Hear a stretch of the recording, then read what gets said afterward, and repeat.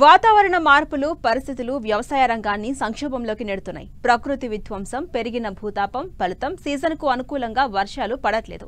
ఇలాంటి పరిస్థితుల్లో నీరు కట్టి పంటలు పండించడం అసాధ్యమవుతుంది. అందుకే సాగునీటి సౌకర్యం తక్కువగా ఉన్న ప్రాంతాల్లో రైతులు వర్షాధారిత పంటల వైపు మొగ్గు చూపించడం మంచిది. ఇది రైతుకు, సమాజానికి శ్రేయస్కరం. నీటి అవసరం అంతగా లేని కోవలో ముందు వరుసలో ఉండేవి చిరుధాన్యాలు. ముఖ్యంగా మార్కెట్లో అండుకొర్రలకు మంచి డిమాండ్ ఉంది. అయితే సాగులో పాటించాల్సిన మేలైన యాజమాన్యం ఏంటో ఇప్పుడు చూద్దాం.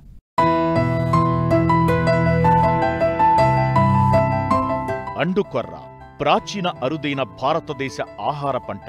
స్థానిక వన్య పంటల నుంచి రూపొందిందని ఆధారాలు తెలుపుతున్నాయి. తక్కువ నీటి లభ్యత కలిగిన సారం లేని నేలల్లో సాగు చేస్తారు. వాతావరణ మార్పుల సంక్షోభాన్ని తట్టుకుని దిగుబడులనిస్తుంది. వీటిలో పోషకాలు ఎక్కువగా ఉంటాయి. గ్రామీణ పేదల్లో ఉన్న పోషక లోపాలను, పట్టణ, నగర ప్రజల్లో ఉన్న జీవనశైలి వ్యాధులకు అండుకొర్ర ఒక చక్కని పరిష్కారం. అండుకొర్ర సాగు కొన్ని రాష్ట్రాలకే పరిమితమైంది.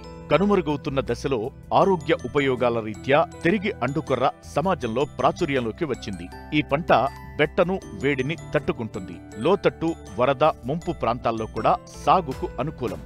వీటితో అన్నం, రొట్టె, గంజి చేసుకుంటారు. ప్రతికూల వాతావరణంలో కూడా పంట పండుతుంది. ముఖ్యంగా మే నుండి ఆగస్టు మాసాల్లో అండుకొర్ర విత్తనం వేసుకోవచ్చు. గుర్రు ద్వారా విత్తనం వేస్తే సాళ్ల మధ్య 30 సెంటీమీటర్లు ఉండేలా, మొక్కల మధ్య 7.5 సెంటీమీటర్ల దూరం ఉండేలా చూసుకోవాలి. ఇందుకోసం 3 కిలోల విత్తనం సరిపోతుంది. అదే వెదజల్లే పద్ధతిలో అయితే 5 కిలోల విత్తనం అవసరం. భూసార పరీక్ష ఆధారంగా ఎరువుల అవసరముంటుంది. ఎకరాకి 4 టన్నుల పశువుల ఎరువును ఆఖరి దుక్కిలో వేయాలి. 8 కిలోల చొప్పున నత్రజని, భాస్వరం ఎరువులను విత్తేటప్పుడు వేయాలి. విత్తిన 25 నుంచి 30 రోజుల తరువాత మరో 8 కిలోల నత్రజనిని పైపాటుగా వేయాలి. అండుకొర్రను ఏక పంటగా, మిశ్రమ పంటగాను సాగు చేసుకోవచ్చు. అండుకొర్ర స్వల్పకాలిక పంట. విత్తిన 75 నుంచి 85 రోజుల్లో కోతకు వస్తుంది.